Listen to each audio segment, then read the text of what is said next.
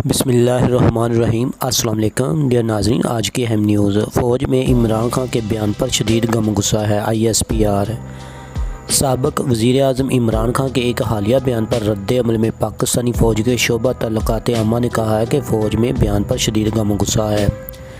پیر کو جاری کیے گئے بیان میں ISPR کا کہنا ہے کہ فیصلہ آباد میں ہونے والے سیاسی جلسے کے دوران چیئرمین PTI کے پاکستانی فوج کی سینئر قیادت کے بارے میں ہتک آمیز اور انتہائی غیر ضروری بیان پر پاکستان آرمی میں شدید غم غصہ ہے۔ ایک ایسے وقت میں پاکستانی فوج کی سینئر قیادت کو متنازع بنانے کی کوشش انتہائی افسوسناک ہے، جبکہ پاکستانی فوج قوم کی سیکیورٹی اور حفاظت کے لیے ہر روز جانیں قربان کر رہی ہے۔ پیمرا کا بول نیوز اور بول انٹرٹینمنٹ کی نشریات بند کرنے کا فیصلہ۔ Pakistan electronic media regulatory authority یعنی کہ پیمرا نے بول نیوز کی نشریات بند کرنے کا فیصلہ کیا ہے۔ پیر کو پیمرا کی جانب سے جاری بیان میں کہا گیا ہے کہ چیئرمین محمد سلیم بیگ کی زیر صدارت اجلاس میں بول نیوز اور بول انٹرٹینمنٹ کو جاری شدہ لائسنس سے متعلق امور کا جائزہ لیا گیا۔ بیان میں مزید کہا گیا ہے کہ لائسنسز کی منسوخی وزارت داخلہ کی جانب سے سیکیورٹی کلیئرنس جاری نہ کرنے کی وجہ سے کی گئی ہے۔ فی الحال پاکستان میں سوشل میڈیا کمپنیوں کے دفاتر نہیں بن رہے۔ احکام قومی اسمبلی کی قائمہ کمیٹی برائے انفارمیشن ٹیکنالوجی کو بتایا گیا ہے کہ رولز عدالت میں زیر التوا ہونے کی وجہ سے سوشل میڈیا کمپنیوں کے دفاتر پاکستان میں تاحال قائم نہیں ہو سکے۔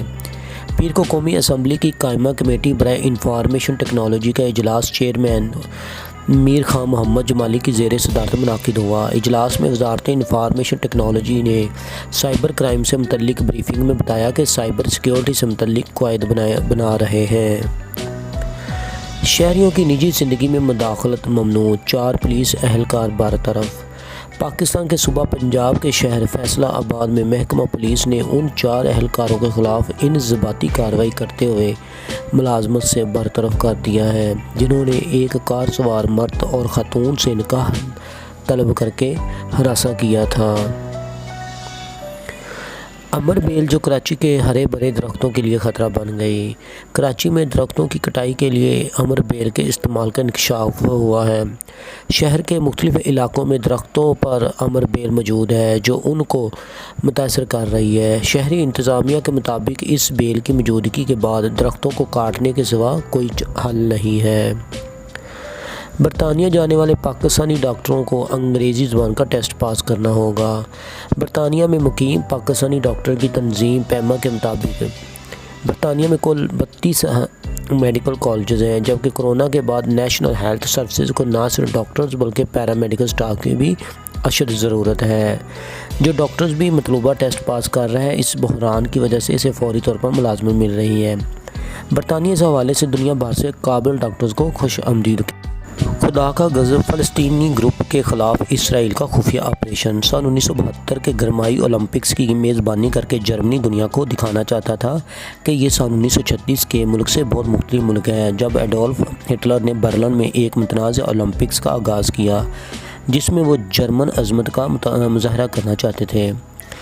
تاہم 50 سال بعد بہت سے لوگوں کو میونخ میں کھیلوں کے مقابلے کے بجائے اس سانحے کی وجہ سے یہ اولمپک یاد ہیں جس نے انہیں بہت متاثر کیا تھا۔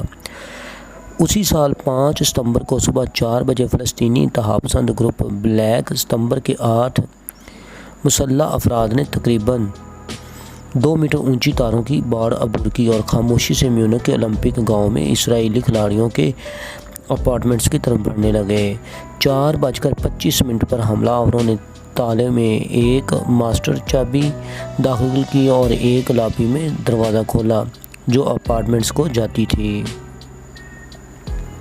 افغانستان کابل دھماکے میں روسی سفارتخانے کے 2 اہلکاروں سمیت 6 افراد ہلاک۔ کابل میں پولیس کا کہنا ہے کہ خودکش حملہ آور نے جیسے ہی سفارتخانے کے گیٹ تک جانے کی کوشش کی تو اسے گولی مار کر ہلاک کر دیا گیا، جس کے نتیجے میں دھماکہ خیز مواد پھٹ گیا۔ حکام کے مطابق حملہ آور کا مقصد سفارتخانے کے باہر جمع ہونے والے مجمع تک پہنچ کر دھماکہ کرنا تھا۔ تاہم روسی وزارت خارجہ کا کہنا ہے کہ حملہ آور نے ہی دھماکہ کیا ہے۔ افغانستان میں اگست 2021 میں طالبان کے اقتدار میں آنے کے بعد کسی بھی غیر ملکی مشن کے خلاف یہ پہلا حملہ ہے۔